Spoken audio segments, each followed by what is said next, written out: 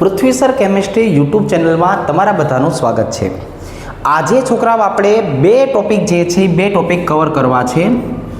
એક કે જેને આપણે છોકરાઓ નામ આપવું છે સિનર્જિક અસર,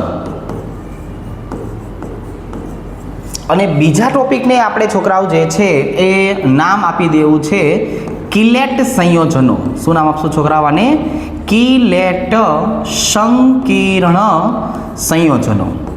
આ બે પ્રકારના નાનકડા એવા ટોપિક આજે આપણે જે છે એ કવર કરવા છે। તો આના પહેલાં તમે વિડીયોને જરાક લાઈક કરી દેજો, સરસ મજાની જે છે એ કોમેન્ટ કરી દેજો, અને જો આ ચેનલ ઉપર તમે પહેલી વખત આવ્યા હોય તો ચેનલને સબસ્ક્રાઈબ કરી દેજો। હવે છોકરાઓ આપણે સીધા પોઈન્ટ ઉપર આવી જઈએ। ચાલો, આજે છોકરાઓ આપણે વાત જે કરવાની છે એ વાત શેની કરશું? તો કે ભાઈ આપણે આજે વાત કરવી છે સિનર્જિક અસર વિશે। જો સમજો, હવે હું આ સિનર્જિક અસર શબ્દની જો વાત કરું તો આનો મતલબ આવો થશે કે જ્યારે તમે કોઈ પ્રબળ લિગેન્ડ્સને લાવો છો, જો આપણે અહીંયા શું દર્શાવશું છોકરાઓ? જો ધ્યાન આપો, જરાક સાંભળજો। જ્યારે કોઈ પ્રબળ લિગેન્ડ્સને આધારે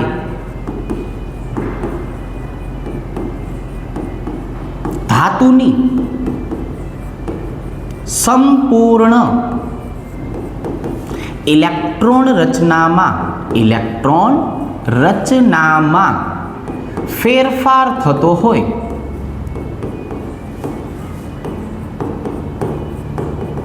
તો તેને સિનર્જિક અસર કહે છે। એને શું કહેવામાં આવે છે છોકરાઓ? એને સિનર્જિક અસર કહે છે।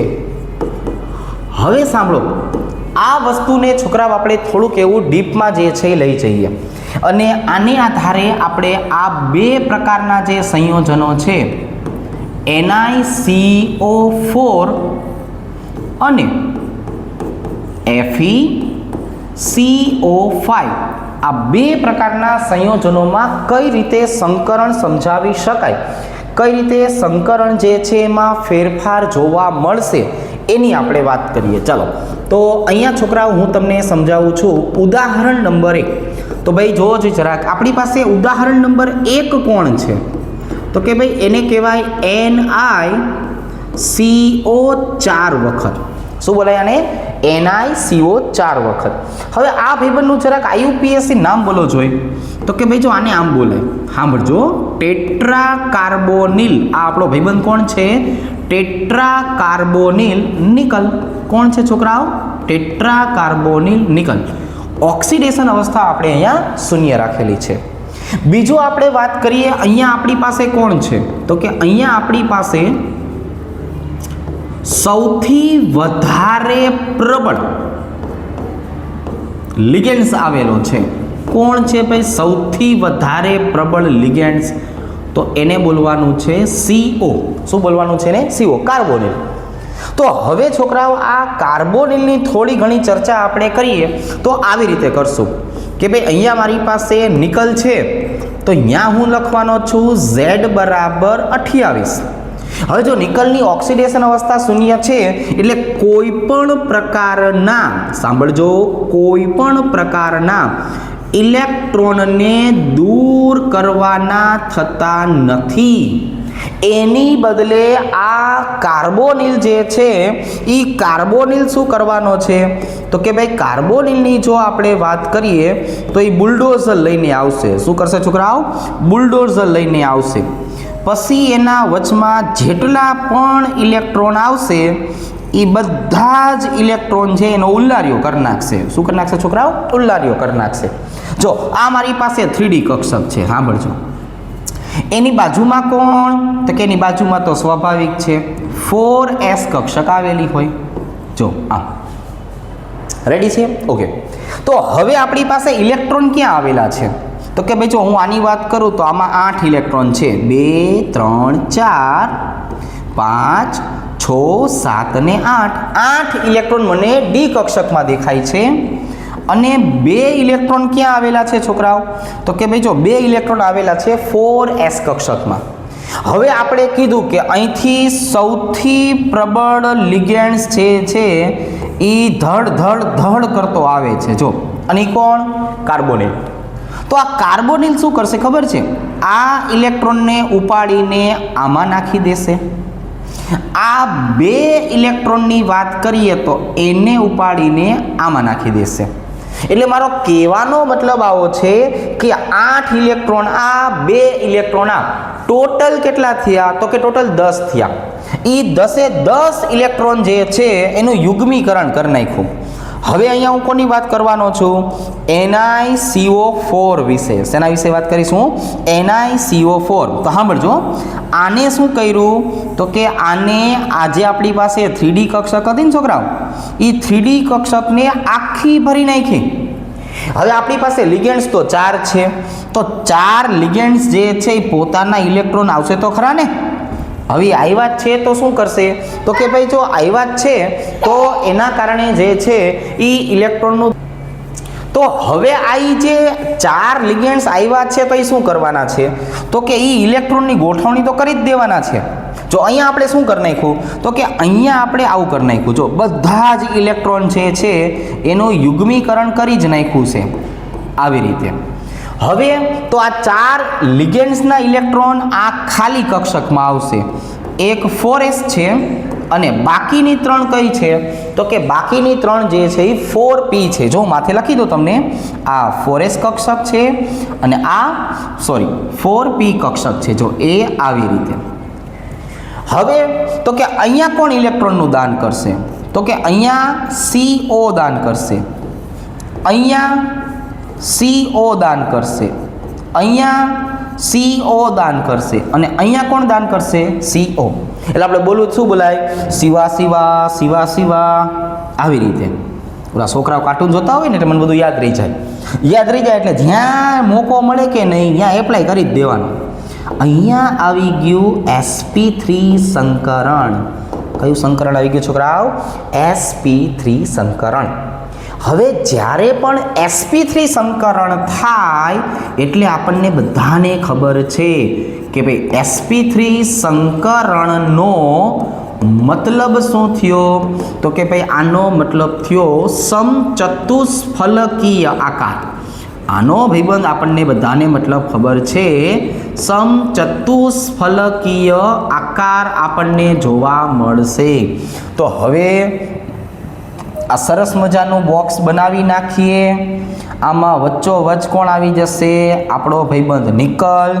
અને આને ઇલેક્ટ્રોનનું દાન કરવા માટે એક બાજુએથી, બે બાજુએથી, 3 બાજુએથી અને 4 બાજુએથી કોને બોલાવી લેવાની વાત છે? તો કે ભાઈ અહીંયા આપણે શિવાને બોલાવી લઈએ. ચાલો જો આવી રીતે 1 2 3 અને 4. તો હવે આ જે CO આવેલો છે ને છોકરાઓ, એ COનું બંધારણ ખરેખર જો આમ હશે, આમ આવી રીતે, બરાબર છે? છેડા ઉપરનું કહેવાય.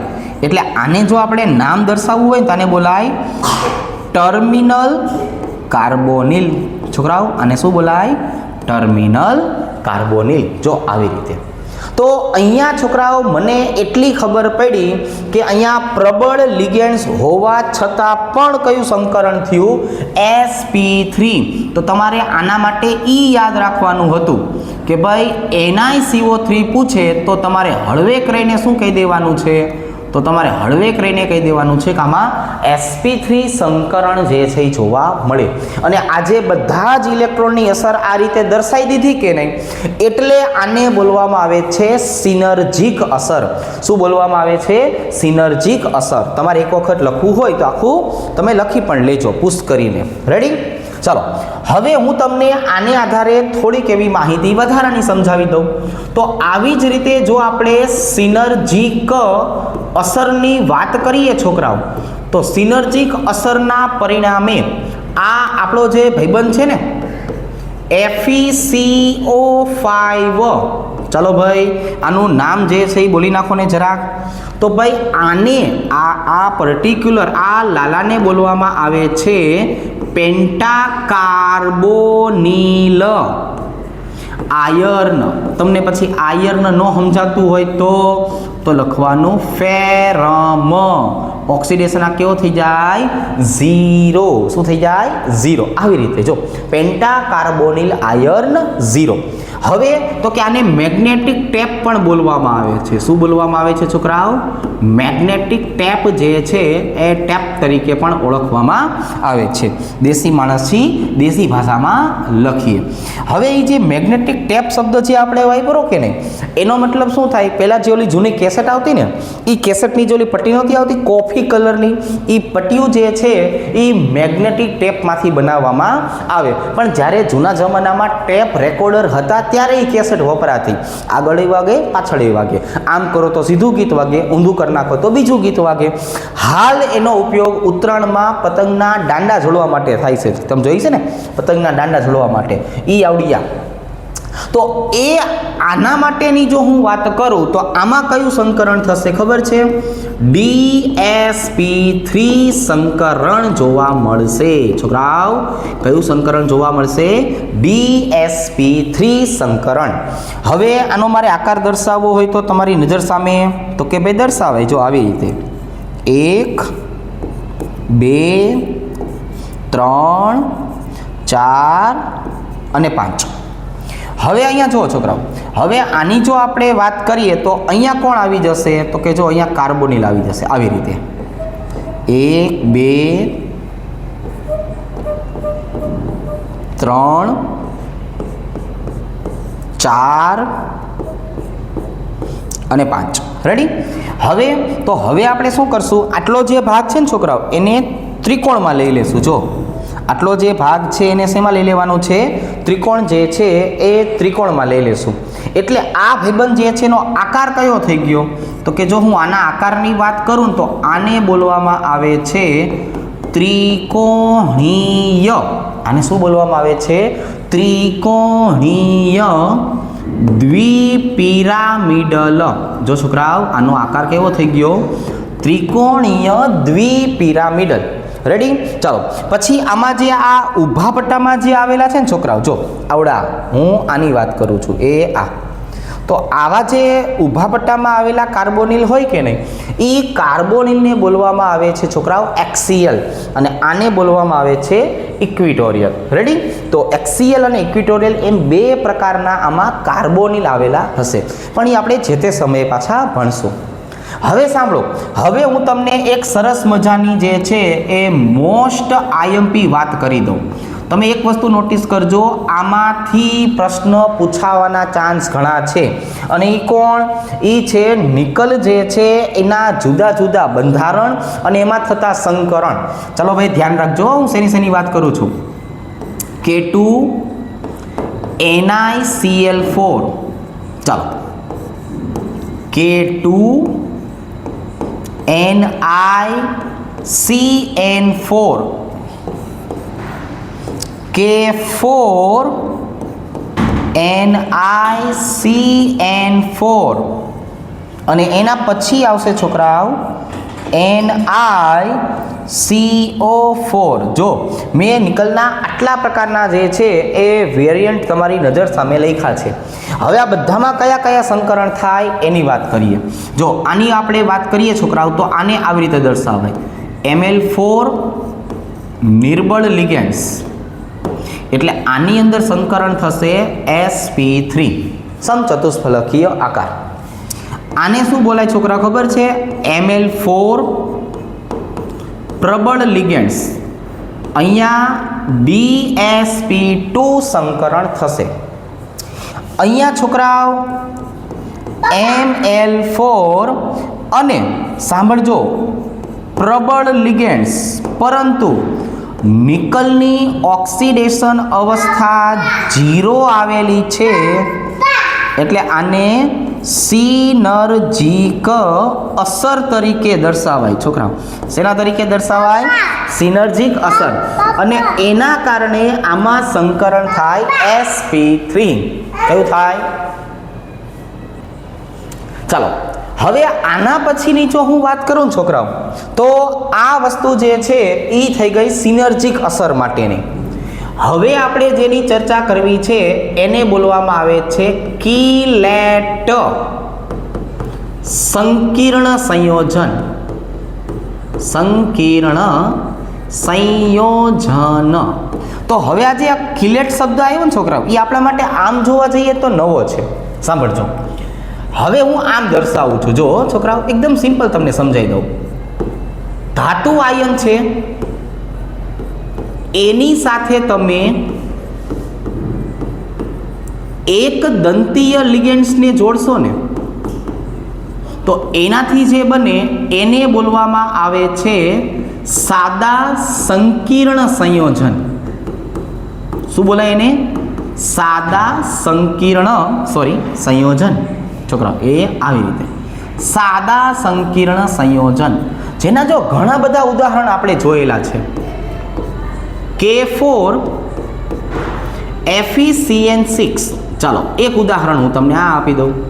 અને બીજું આપણું માનાંક ઉદાહરણ કયું? Cobalt ammonia 6Cl3. જો તો આને બોલાય છોકરાઓ સાદા સંકીર્ણ સંયોજન.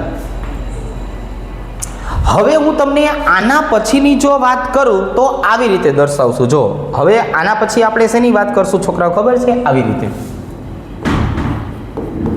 ધાતુ આયન અને વત્તા મારે લખવું છે બહુદંતીય લિગન્ડ્સ. બહુદંતીય લિગેન્ડ્સ તરીકે જે છે એ સમજાવીએ. ચાલો, તો હવે આ જે બહુદંતીય લિગેન્ડ્સ ભેગા થયા ને, એટલે આના કારણે છે ને એક ચક્રીય સંકીર્ણ બનશે. કેવું બનશે ખબર છે? ચક્રીય સંકીર્ણ સંયોજન. એ જે ચક્રીય બને છે ને એને બોલવામાં આવે છે કિલેટ બંધારણ. શું બોલાય? કિલેટ. આજે મેં બહુદંતીય શબ્દ વાપર્યો ને છોકરાઓ, એમાં કોણ કોણ આવી શકે? દ્વિદંતીય આવી શકે, ત્રિદંતીય પણ આવી શકે અને ષટદંતીય પણ આવી શકે. આવી રીતે હવે તો જો હવે આપણે શું કરીએ ખબર છે? આ બંનેના ઉદાહરણ જે છે ઉદાહરણને બનાવીએ. હવે બીજા નંબરની વાત એમ કરીએ કે ભાઈ સાદા અને કિલેટ છે, આ બેમાં ફેરફાર શું છે? તો કે ફેરફાર છે સ્થિરતાનો. જ્યારે તમને કોઈ પ્રશ્ન પૂછે કે સ્થિરતા જણાવો, તો ત્યારે હંમેશા યાદ રાખવાનું સાદા સંકીર્ણ સંયોજન કરતા કિલેટ સંકીર્ણ જે છે એની સ્થિરતા હંમેશા વધારે હોય છે. આ મુદ્દો ખાસ યાદ રાખવાનો છે, MCQ માટે શીખવાડું છું. હવે જો આપણે કોઈ એકનું ઉદાહરણ લઈએ છોકરાઓ કે ભાઈ અહીંયા સાદા હોય એનું બંધારણ કઈ રીતે બનશે, અને કિલેટ આપેલું હોય તો એનું બંધારણ કઈ રીતે બનશે. જો આ Feની સાથે હું 6 બાજુએથી શું જોડવાનો છું? તો કે હું Fe સાથે 6 બાજુએથી જે છે એ જોડવાનો છું સાયનાઇડને. જો આ Cn જે છે એ જોડીએ છીએ. હવે જે સંકીર્ણ સંયોજન બન્યું આ સાદા પ્રકારનું છે, અને સાદા સંકીર્ણ સંયોજન તરીકે દર્શાવી શકાય. પણ હવે જો મારે આ બાજુની વાત કરવી હોય છોકરાઓ કે ભાઈ આ બાજુ એક કિલેટના ઉદાહરણ કયા છે, તો એના હું તમને ઉદાહરણ લખાવું તો આવી રીતે. જો Cr ઓક્ઝેલેટ આયન 3 વખત -3, કોબાલ્ટ ઇથિલિન ડાયએમાઇન 3 વખત. તો આ સાદા પ્રકારનું છે, આ કિલેટ પ્રકારનું છે. રેડી? તો હવે જો આપણે એનું બંધારણ પણ બનાવીએ. સાંભળજો, અહીંયા આપણી પાસે શું આવેલું છે? તો કે જો અહીંયા આપણી પાસે આવેલું છે આ +3. વચ્ચે કોણ આવી જશે છોકરાઓ? કોબાલ્ટ. જો 1 2 3 4 5 અને આ 6. હવે આ 6 વખત મને કોણ મળી ગયું છોકરાઓ? તો કે સંયોજકતા 6 મળી ગઈ. આનો સવર્ગાંક 6, આનો સવર્ગાંક 6. પણ હવે જે ઓલો En જોડાવાનો છે ને, En જોડાશે જો આવી રીતે, આમ આવી રીતે કલરફુલ. આ En જે છે EN આની સાથે આવી રીતે જોડાશે. જો છોકરાઓ, એ આમ, આ EN જે છે એ આની સાથે આવી રીતે જોડાશે. તો આ સાદા બંધારણ થયા, આ થઈ ગયા કિલેટ બંધારણ. ચક્રીય પ્રણાલીના કારણે આની સ્થિરતા વધી જાય છે. ચક્રીય પ્રણાલીના કારણે આની સ્થિરતા વધી જાય છે. રેડી? ચાલો એક વખત તમે નજર નાખી દો. અને તમારે આમાંથી યાદ રાખવા જેવી વસ્તુ કઈ? મેઇન આ કે જ્યારે જ્યારે સ્થિરતાની ચર્ચા કરવામાં આવશે ત્યારે કિલેટની સ્થિરતા વધુ માનવામાં આવશે. હવે એક સરસ મજાનું ઉદાહરણ આપણે સમજાવવું છે. એને કહેશું કેલ્શિયમ EDTA. તો આ બંધારણની જો હું વાત કરું છોકરાઓ કે ભાઈ જ્યારે તમે કોઈ પણ કેલ્શિયમ મેગ્નેશિયમનો EDTA એક ક્ષાર બનાવરાવો છો તો એનું બંધારણ જે છે એ આ પ્રકારે આપણને જોવા મળશે. જો તમે એક વખત આની ઉપર ઉડતી નજર જે છે નાખો, કઈ રીતે બનાવી શકાય એ હું તમને સમજાવું છું. રેડી? જો આવી રીતે. હાલો અહીંયા લખી નાખું છું -2. હવે તમને જરાક EDTA નું બંધારણ જે છે એ પાછું યાદ કરાવી દઉં. EDTA નું બંધારણ આવું હતું: ઇથિલિન ડાયએમાઇન, ઇથિલિન ડાયએમાઇન ટેટ્રા એસિટેટ. શું આવશે છોકરાઓ? Tetra acetate. જો આવી રીતે. તો હવે આ જ વસ્તુ જે છે એને આ ચક્રીય પ્રણાલીમાં કઈ રીતે દર્શાવી શકાય એ હું તમને સમજાવું. જો આ ચક્રીય પ્રણાલી જે છે એમાં કઈ રીતે દર્શાવાય એ આપણે સમજાવીએ. જો આવી રીતના. ચાલો હવે હું અહીંયા જે છે એ દર્શાવી દઉં છું કેલ્શિયમ. રેડી? એની 6 બાજુએથી 1 2 3 4 5 અને 6 આ 6 બાજુએથી કોણ આવવાનું છે? તો કે ભાઈ આ 6 બાજુએથી સંવર્ગ સ્થળ નિર્દેશ આવશે. એમાં 2 કોણ હતા? તો કે 2 આ નાઇટ્રોજન હતા જે CH2 સાથે જોડાયેલા છે. જો નાઇટ્રોજન નાઇટ્રોજન અને કોની સાથે જોડાયેલા છે? તો કે ભાઈ CH2 સાથે જોડાયેલા છે. આવી રીતે. હવે બાકીના કોણ છે? તો કે ભાઈ બાકીનાની જો હું વાત કરું છોકરાઓ તો બાકીના જે સંયોજનો છે એ મને જોવા મળશે ઓક્સિજન. જો 1 2 3 અને આ 4 જે છે તમે જરાક જો ઓક્સિજન આવેલું છે. કોણ આવેલું છે? ઓક્સિજન. હવે એ કઈ રીતે જોડાશે? તો જો CH2COO તો આ નાઇટ્રોજનની આ તમે જરાક જોશો તો જો નજીકનો ભાગ છે એટલે અહીંયા આવી જશે CH2, અહીંયા આવી જશે C ડબલ બંધ O. આવી રીતે આ નાઇટ્રોજનથી આ ઓક્સિજન તો જોડાશે પણ થોડોક આઘો પડશે. શું પડશે છોકરાઓ? થોડોક આઘો પડશે. હવે જો થોડોક આઘો હોય ને તો એ આવી રીતે જોડાય. આ ઓક્સિજનની આપણે વાત કરીએ તો આ ઓક્સિજન નજીક છે. જો જે નજીક આવેલું હોય એ આવી રીતે જોડાતું હોય છે આમ, અને જે થોડુંક એવું દૂર આવેલું હોય તો એ દૂર આવેલી વસ્તુ જે છે એને આવી રીતે દર્શાવી શકાય.